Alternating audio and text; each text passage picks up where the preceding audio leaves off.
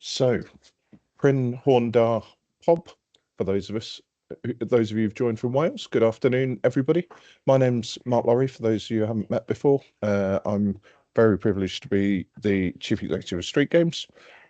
Most of you, I'm sure, will be aware that we're a national charity, work UK-wide, focused in the most deprived areas around the UK, encouraging the offer of sport, physical activity for young people who live in those deprived areas from low-income backgrounds. So I have to start with a health warning.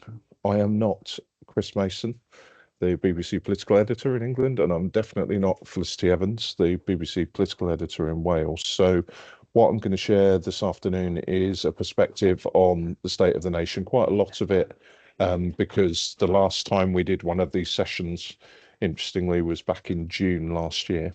Quite a lot of it is focused on the political landscape and policy. So it is just a view from sitting in my seat. It doesn't come with a rubber stamp to say that this is the official view of any organisation. So say that at the outset. I think the important part about today is we're going to share a little bit of what we know from where we're sitting at this stage, some of our current thinking and approach as an organisation, but very, very keen within the session to hear what you know and think about the current environment and the current state of the nation, and to hear your perspectives as individuals and organisations and anything you feel we should consider in the way that we're thinking about or approaching the landscape as things stand. Just a request, really, please, as you normally would on a Teams call, please use the chat to add in your thoughts. There is, on this particular Teams call, there's a Q&A function. So when we've finished doing the initial presentation, there'll be a space for question and answer. If you want to ask something specific, I'll do whatever I can to answer it. And if there's anything I don't feel I can answer, we'll take it away and come back to the group with an answer afterwards. Please, this should be a safe space. I know we talk a lot about safe spaces, but you should feel under any pressure not to share your thoughts with the group. None of us are experts in this, as I've already alluded to. What we won't be doing and what we won't be encouraging is any party political comments. So whilst we're looking at government and the policy landscape, this isn't about the different colours of the parties and the decisions they're making.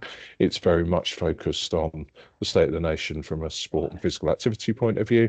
And we are recording the session because there's a number of people who said they wanted to attend but couldn't. So if for any reason you are not happy with the recording of the session, then please can you indicate in the chat, but otherwise we will share the recording and the slides after the session. So those of you who maybe joined us in June, I put this slide up then just because I sometimes think, and I think about my younger self when I was 25 and fairly newly into sports development, and used to think that everything to do with policy and politics wasn't that exciting, and it was far more about making things happen on the ground. But actually, policy and the way that policy is determined at a national level, a regional level, and at a local level is really important to the work that we all do day to day. Because if something is written into policy, it obviously does the things that it says here. So it raises the visibility and priority of any topic that is talked about in policy. It provides a framework often for government or local government for action. And importantly, in a resource constrained environment like we're all operating in at the moment, it can lead to increased investment, but also help to guide the allocation of existing resources. Its aims really around increasing consistency in the approach that gets taken at a local level, and something that as a sector I think we do very well. It can be a real enabler for collaborative and collective working. And then at the other end of the policy journey, it's really there that for when a government or local government sets out its policies and what it's trying to achieve, it enables the holding to account and the measurement of the effectiveness. So you may not be necessarily a great policy fan, but it has a huge influence on everything we do within the sport and physical activity sector. And to talk about the current policy landscape briefly, as some of these strategies and policies have been in place for quite a long time now. In fact, Sport England was celebrating the 4 years of uniting the movement this very week. And in Wales, we have the Vision for Sport in Wales, which is a sector shared document. So whilst it has Sport Wales name on it, one of the ways that that was put together, for those of you who don't work in Wales, it was put together very much with all of the sector involved in the same way that Uniting the Movement was. And whilst we haven't been talking particularly about a UK government sports strategy, the current Get Active strategy that was launched back in 2023 in August still remains and is still, as things stand, the government's strategy for sport. But since we did the session back in June, we did it on the 21st of June on Midsummer Day, there's obviously been quite a lot of political change at a UK level. And what we now have, as I'm sure you're all very familiar with, is a government that is taking a mission-led approach to the way that it wants to make a difference to the lives of people living in the country. And the 5 missions, which are shared on the screen here, are very prominent in the public discourse at the moment. So you'll all be aware that Rachel Reeves this week was talking about the plans to kickstart economic growth, which the government has made clear is its #1 priority and quite deliberately at the top of the list. Much conversation around the clean energy superpower role that Britain can play. The 3rd mission around taking back our streets is very much focused on halving serious violent crime and particularly violence against women and girls. So that 3rd mission is almost a legacy of the previous government in terms of the focus on serious violence that they had as an ongoing issue, unfortunately, in the communities. Interestingly, though, the 4th mission is about a very broad mission around breaking down barriers to opportunity and making sure there's no class ceiling on opportunity for young people in Britain. I've been heard to say before, for some of the young people that StreetGames works on behalf of, it doesn't feel like a ceiling anymore at times for young people who live in deprived areas. It can feel more like a brick wall in terms of the challenges of finding opportunity and getting the opportunity to grow and develop and have a high quality of life as they grow older. And then obviously building an NHS that's fit for the future, that's there when people need it. So that's the kind of framework that government is working to. I thought I'd just reflect on the journey and some of the resources timeline, because again, as I said in the opening slide around policy, and this refers at the moment to the UK government, so apologies to colleagues in Wales. I appreciate some of the timelines in here look slightly different with the figures that flow through Welsh government. But the Labour government was obviously elected on the 4th of July. Many of you will remember that the budget statement, which at the moment is for the spending period between 2025 and 26, so the next financial year effectively, that statement was made on the 30th of October. And since that statement was made at the 30th of October, the government departments have all been going through the process of setting out their budgets and spending priorities. And that includes what's known as the Barnett formula, which determines what funding goes to the devolved nations and regions. So that's for Wales, Scotland, obviously Northern Ireland. And that process, whilst some of it has been announced, we're still in a process where we're waiting for, and local authorities in some cases and national governments in some cases are still waiting for parts of their funding settlement. Now, whilst that's happening, opened in December and ongoing at the moment, there is a full government spending review, which looks at all areas of government expenditure. They've said in this case that they're starting from a zero base, which means they're almost building from scratch. And that process, which anyone can contribute to, you can find the details of the spending review on the gov.uk website, is open from December and will close on the 9th of February 2025. And what will happen within the spending review is that externally, it's possible that organisations will make submissions that make suggestions about how government could best use its resources in pursuit of its aims. And then internally, there will be internal conversations about how departmental budgets will work, what government spending will look like, what local authority budgets will look like going forwards. And we're expecting, although we don't have a date for it yet, we're expecting a budget statement in July 2025 that will cover the financial period for the next 2 years after 2026, may even go into 2029. So 26 to 28, the next 2 years, and possibly even 26 to 29. And then obviously once that statement has been made in July, the same process of departmental budget setting and Barnett figures will then happen on the basis of 2026 onwards in the autumn. So quite a lot of dates and detail there, but probably quite important to understand how tight the timescales are this year and how late the announcements are coming, as I'm sure many of you realise. So the figures for 25-26 in some cases are only literally coming out now, which doesn't leave a huge amount of time for planning and also for things like commissioning, which would affect a lot of sports organisations that may be receiving public money for different things that they do. I also thought that what I might do is just talk about some of the white papers and the consultations that have been happening since July and why perhaps they matter to those of us involved in sport and physical activity. The first thing to say is that very little of this is going to lead to immediate change and action.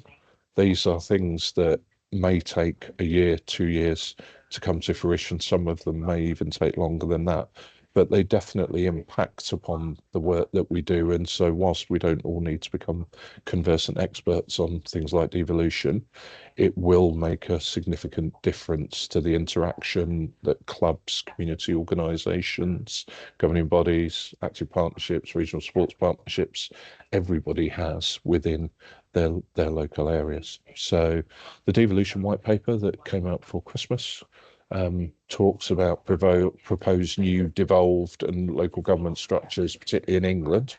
The reason that's important to us as a sector is that the public sector, local government, is still the biggest spender on sport and wellbeing. And over time, as local government structures may change, we may end up with certainly more mayoral authorities along the lines of the Greater Manchester model and the Yorkshire model and the others that people will be aware of. That will over time impact strategy and resources locally. So this isn't, as I say, a next year thing necessarily, but those discussions are happening now and will be important for sport and physical activity as we move forward. The second white paper that I just wanted to pull out that was published before Christmas, which is obviously linked to the government's first priority around economic growth, is the Get Britain Working white paper. Now, obviously, a lot of this is predicated on the things you'll have seen in the news around the number of people who are currently economically inactive for different reasons. But a lot of those people are inactive at this stage for reasons around their health and well-being. And so there is a big question for us, I think, about the role that sport and physical activity can play in supporting people to be economically active if they're adults. But actually, for young people, a lot of the work that sport does, a lot of the provision of sport in the right places, develops skills in young people that very much ensures that they're work ready. So all the things that we talk around that often get labelled as soft skills like communication and teamwork and all those benefits we all know are true about sport very much can be played into the space around Get Britain Working. And that's without even talking about the opportunities to grow the sport and leisure workforce beyond its current state at the moment. So there's another arena, if you like, of opportunity for sport and physical activity. I'm sure many of you will already have contributed to the consultation that's ongoing around the NHS 10-year plan. There are actually three aspects to the online consultation. I led a session last week with some different organisations from across the sports landscape. And the three main arenas that government are talking about, one is about digital and about how digital can be used to improve services, but to make things more effective for patients. The second one is around a shift away from everything being in hospital and medical NHS settings and the opportunity to explore more community-based health services that could take place in places like libraries, in places like sports centres, in other community buildings. And whilst there are lots of things to be explored there, the fact that that's being discussed, the fact that it's being recognised that for some people they would prefer to have their health support much closer to home is really important. And then the big one from a sport and physical activity perspective is obviously all of the talk around prevention. And I think our collective belief, I suspect, on this call that being active is the magic pill, not just for physical health, but for many aspects of health. So those are the kind of really chunky pieces of work that perhaps have been the high profile ones in the news over the last few months that connect to sport and physical activity. There have been some other things that have been happening that do connect and may over time be of interest to different parts of the sector. So the Ministry of Housing, Communities and Local Government actually launched a neighbourhoods commission in the autumn, and part of the opportunity there is for us as a sector or individual organisations to be talking about the role that sport and physical activity can play in improving lives in our more deprived areas, because that neighbourhoods commission is very much centred on those neighbourhoods that might previously have been called left behind. And so there's an opportunity there to submit evidence that will support the case that sport and physical activity forms an important part of neighbourhood life. Some of you will have been aware that Yvette Cooper, the Home Secretary, announced the development and delivery of both Young Futures hubs and prevention partnerships, which are all about what Anne Longfield, the former Children's Commissioner, called Sure Start for Teenagers. Those of you old enough to remember Sure Start for the early years, this is the Sure Start for Teenagers. It's about bringing together services that will keep young people safe and out of the criminal justice system. But what we know, certainly from the work we've done over the past 10 years, is that sport has got such a powerful role to play in prevention for young people. So just the provision of a sporting offer in a neighbourhood can have a really positive impact without getting into connections with the criminal justice system, to giving young people a pro-social identity. But there's much more to be explored there around the role of sport, particularly sport in this context, in criminal justice. And then the final three on here, just briefly. The new government made it very clear that it wants to reset the relationship between the public sector and the third sector. And DCMS conducted a civic society consultation before Christmas where very open questions about what needs to change in the relationship between the public sector and the voluntary or third sector.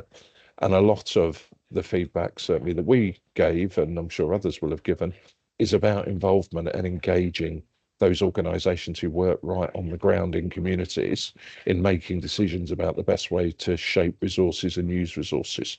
So that's an interesting opportunity. It'll be interesting to see what comes next.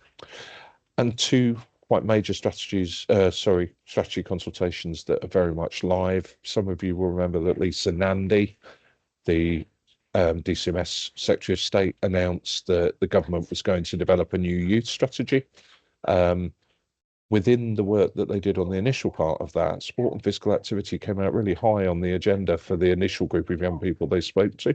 And absolutely, I would say, and I'm sure we'd agree, should be at the heart of a youth strategy. And I think as a sector, there's a role we have to amplify young voices and what they say about the importance of sport and physical activity in their lives. And then the final thing on here is just about a child poverty strategy. Now, this is language that our colleagues in Wales are well used to, because child poverty has been something that Welsh Government has talked about for many, many years, very overtly in terms of tackling it. It's now on the agenda of the UK government. And as we know, from a sport and physical activity perspective, the greatest inequalities in participation are linked to socio-economic status. It's a multiplier for other protected characteristics like disability, like cultural diversity. So if you're poor and you're from a different culturally diverse background, it is even harder by the looks of the data for you to be active and be involved in sport. So our involvement in those feels really important as well. Just touching on the wider environment, some of the things that obviously have happened since the 4th of July when the government came in. The Paris Olympics and Paralympics, I'm sure many of you, all of you probably love that. I know that's always a special time when the Olympics and Paralympics come out every 4 years. But what I suppose that means is that government ministers, including the Prime Minister, right at the beginning of their tenure, one of the first things they spent time doing was experiencing sport at the highest level and the incredible buzz that it creates around the country. So having an Olympics and a Paralympics immediately after an election probably is a real boost to all of us. On the downside, we obviously had, as you'll remember, a challenging summer in terms of unrest in some areas, with real challenges around cohesion in some communities, and in some communities also, more than that, issues around far-right behaviour.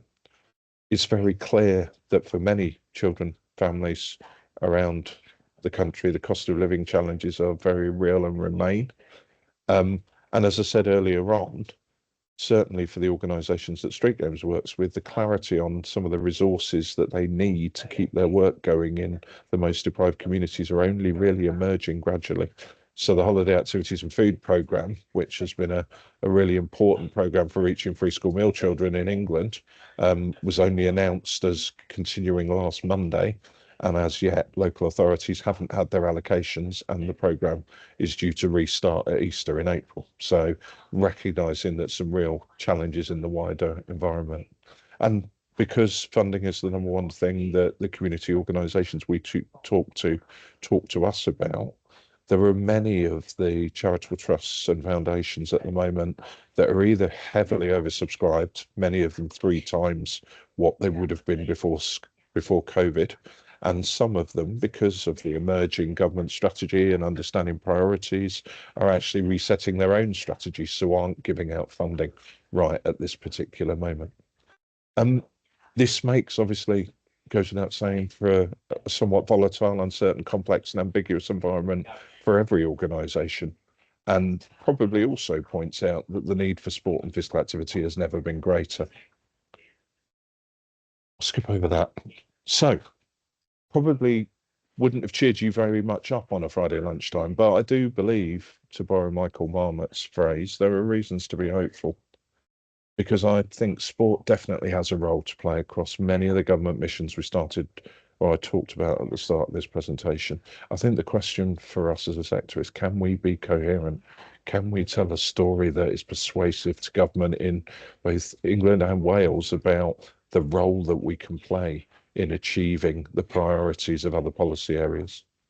The needs of communities, and particularly young people at this stage. Lisa Nandy's quote when she launched the youth strategy was, "I want to hear from the young people."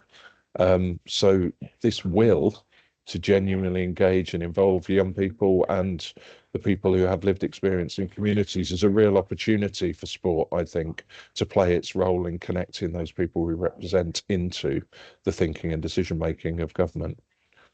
It's always been true in the 20 odd years I've been in the sector that organisations that deliver sport and physical activity are incredibly agile and are always able to adapt to changing circumstances. It doesn't mean that's easy, but it's certainly the case that they're able to do that, and therefore should give us hope.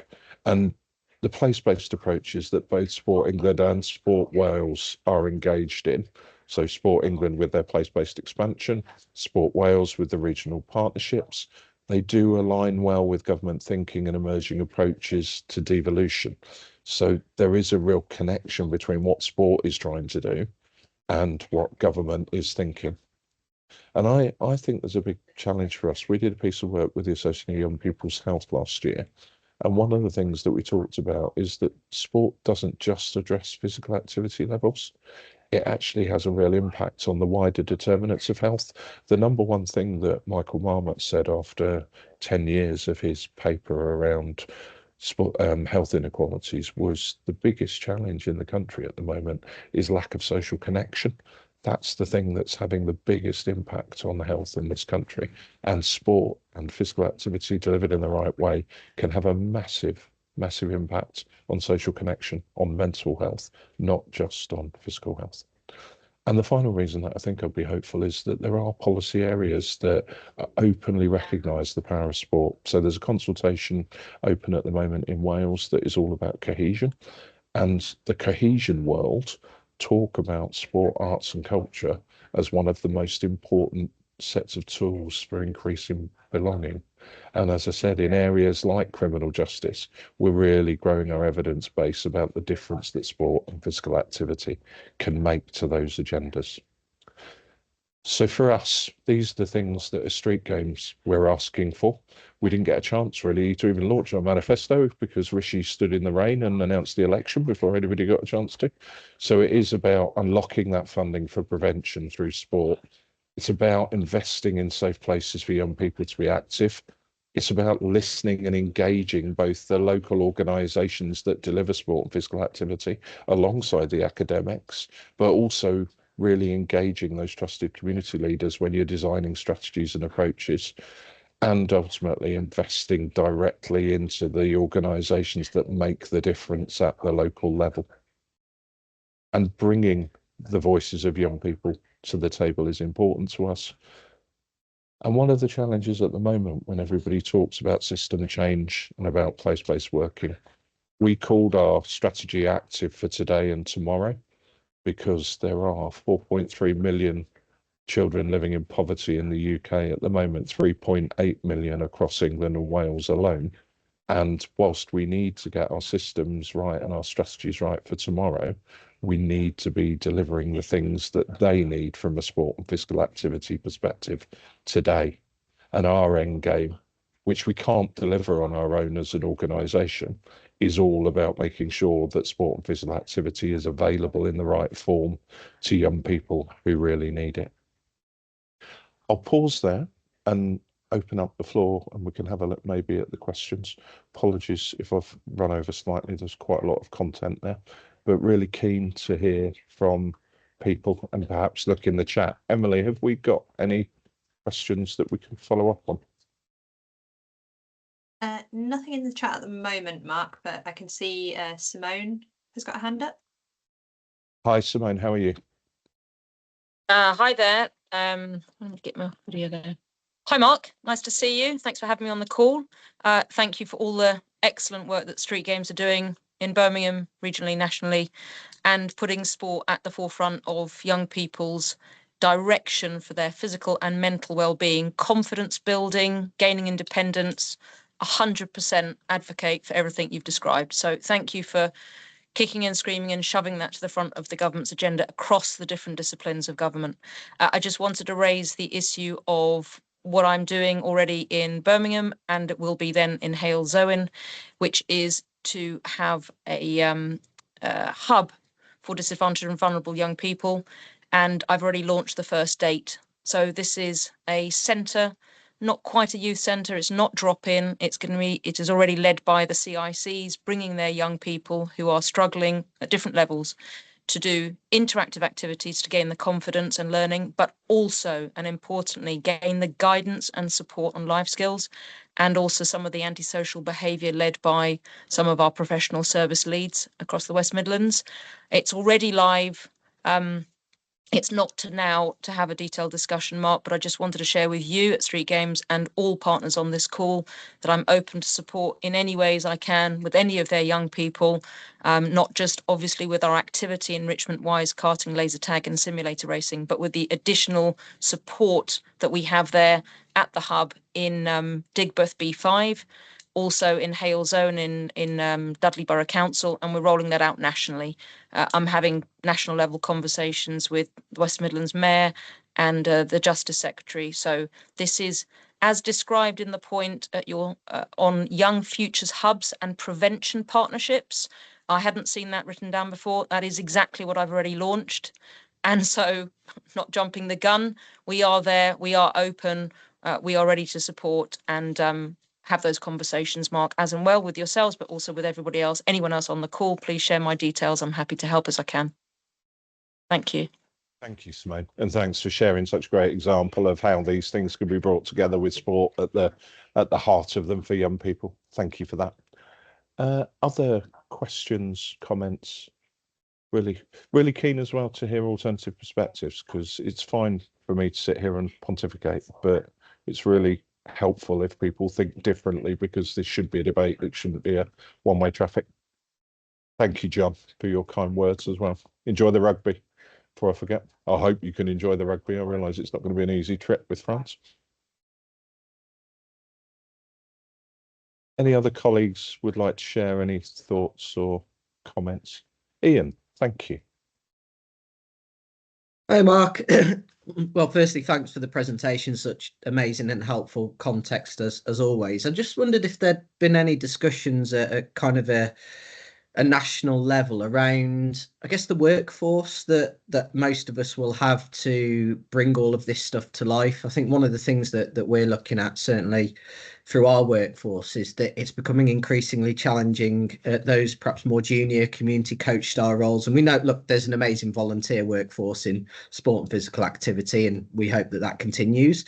But it's proving really tricky because there are so many other jobs and roles that will entice them because of better pay, and it almost gets to the point where we've got a workforce that only do it because they're passionate about it, which is great, but there doesn't seem to be that almost financial drive, and I'm just a bit worried about what the future might look like. So I don't know if that had ever come up in sort of more national context. Yes, certainly. I mean, it's certainly from our own point of view with our network survey that you may well have helped complete, Ian, so thank you if you did. It came out as the second issue this year, actually, is this point about retaining, but also being able to pay for good enough staff. And I think one of the challenges obviously provided by COVID was that a lot of the people who were in the sector and doing paid coaching roles had to go and get other jobs. But then what's then happened subsequently is that if you go and work as a deputy manager in a Wetherspoons, you can get paid far, far more than you can being a community coach. And so whilst I don't have the answer, I think it's very much on the radar. And one of the things that I was talking to the chief exec of the National Youth Agency and the guy who's the chief exec of the Royal Society of Public Health about was a lot of the workforce that we would have as community coaches in the settings we're talking about are also public health workers, actually, are also youth workers, actually.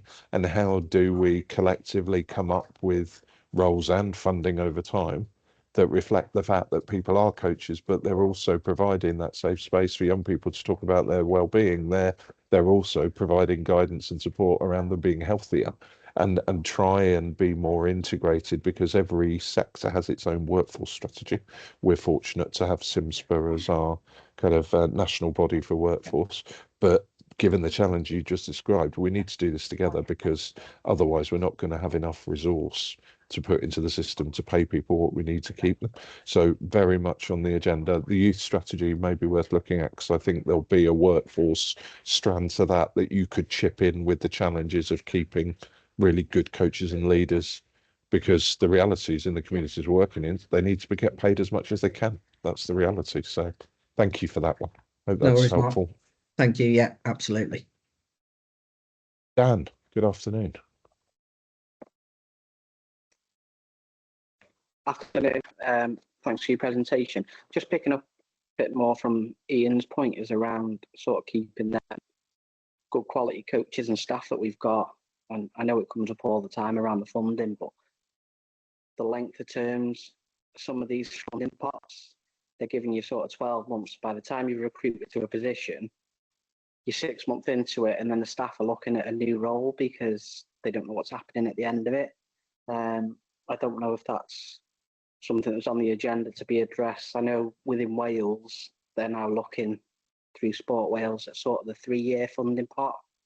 And I know there's quite a few pushing it, but I'm guessing every organisation has that same issue, is that you're not able to finish some of them projects because the staff are moving on before you've got 2-3 months left of the project. So you're not having that full impact of what the money could do.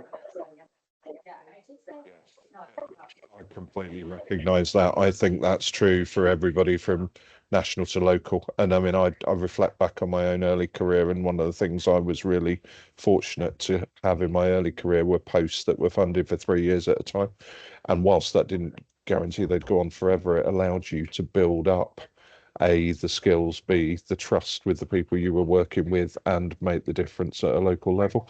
So whilst I think it's a question to our kind of sports national bodies about how do we do things about this, we're also pushing back on other funders as well.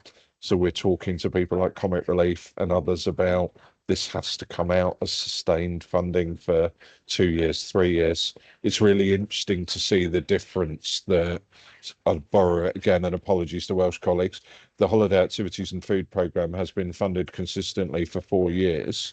And we've since done a piece of work on how that's helped organisations and their workforce to develop. And you just get a better quality of workforce. It's all obvious, but actually the compelling case for longer term funding needs to continue to be made by all of us, I think, Dan. So I absolutely recognise the challenge. We've got many funding streams as a charity that are 1 year long, and that just doesn't allow you to do very much at all, because after 6 months, as you say, someone who's working on that is looking for another opportunity. So thank you for raising, and we'll certainly continue to fight for longer term funding. Thanks, Mark. We did have a question from Matt in the chat, Mark. I don't know if you've seen that one. But could you read it to me, Emily? Sorry, Of course, yeah. my He said, IT skills. No, absolutely. He said, given what you said about funders resetting strategies and pausing on funding, do you have any advice on the kind of pitch and themes that might unlock funds right now? No, that's a really good question and a very broad one. I can talk about some of the factors that will impact on whether or not you'll get funding right now. So where perhaps we haven't been successful with funding, it's because those of you who've been around a while will remember that funders used to ask about community consultation. So had you gone out and done surveys on what's needed in your communities? It's another layer below that now around the voices of people who live in that community and what they say they want. And so whilst providing evidence of need has always been important, I think it is that ability to show that you've heard loud and clear what the people you're trying to support want. So that's one thing. I do think that it's clear from the data we have that there are particular areas that will continue to be priorities. I mentioned mental health and well-being earlier on today. I do think that connection between sport, physical activity and mental well-being feels really important, and for us to be better at a sector at using some of the good evidence that already exists. So Mind have done a lot of work as a mental health charity on how sport impacts, not just to say, oh, sport makes you feel better, but actually the evidence of sport's impact on mental health and well-being. Aside from that, I think one of the frustrating things and challenging things at the moment is you can write a really, really good bid, and yet still the levels of competition make that particularly challenging.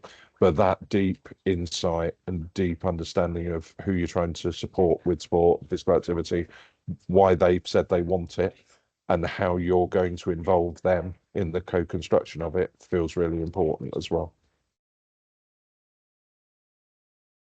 If anybody else has any thoughts on any of these questions, it doesn't have to be me answering them. If someone's got a great answer about the... Hi, Alton. Nice to see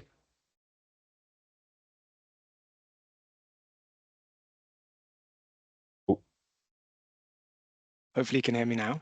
Yep, perfect. Thanks for the presentation earlier. No, I was just going to kind of build on your point actually around the community engagement. So I suppose for those on the call, my name is Alton Brown and I'm currently working on the Multi-Sport Activity and Facilities Fund in collaboration with the Active Partnerships national team and Sport England. And that whole piece around the community engagement is huge at the moment. And I can definitely relate to what you were saying about that deeper level of community engagement that's needed, Mark.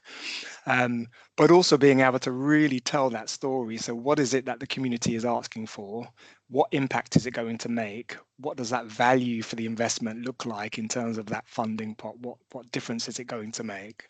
But then also being able to really draw a direct line to how that has then informed what you're saying you will now deliver for that organization or in collaboration with that organization. That's definitely something I'm seeing at the moment with a lot of the applications that are coming through. They're needing to really have that clear community engagement piece so that they can ensure that the projects that are coming through are actually built in line with exactly what the communities are saying that they need. So yeah, that was it really. But just to echo that point, definitely seeing that. Thank you. That's so helpful. Thanks, Alton. I think the other thing that's interesting from I don't have the understanding Alton has, but my understanding as well, that increasingly what funders are looking for is evidence of collaboration between organisations. So we're coming out, I think, of a period where individual organisations constantly competing against each other. There isn't going to be enough resource over time necessarily for that to continue. So one of the things that might well help you unlock funds is about thinking about how you can collaborate really locally with others to make the resource go as far as it possibly can. Have we got a question in the Q&A? I think we might have. We do, yeah. There's a question from Peter. Let me just... able to share any more of the key common challenges which emerge? I can do. I might get in trouble with my comms team because we haven't published the data yet. I can, let me just find my slide and I'll We I'll have got the survey up on the website. Is it up on the Mark. website? Yeah, I right, can share a link to that in the chat. Can we share the link? You won't be surprised to hear this, Peter. So the number one challenge, as it always is with the organisations we support, is funding, and both in terms of our ability to support them with funding, but also their ability to draw in funding. The second one, as I mentioned previously, was about finding, retaining a really good workforce, and training up the workforce. The third one was more linked to volunteering and the challenges of both understanding how best to develop young people as volunteers and how to grow the capability within the organisation to manage that well. So Emily will share the full survey. I can't claim to have memorised every single bit of it, but there's a lot of richness in that because it came from over 203 community organisations right across England and Wales. So it does give us a really rich picture.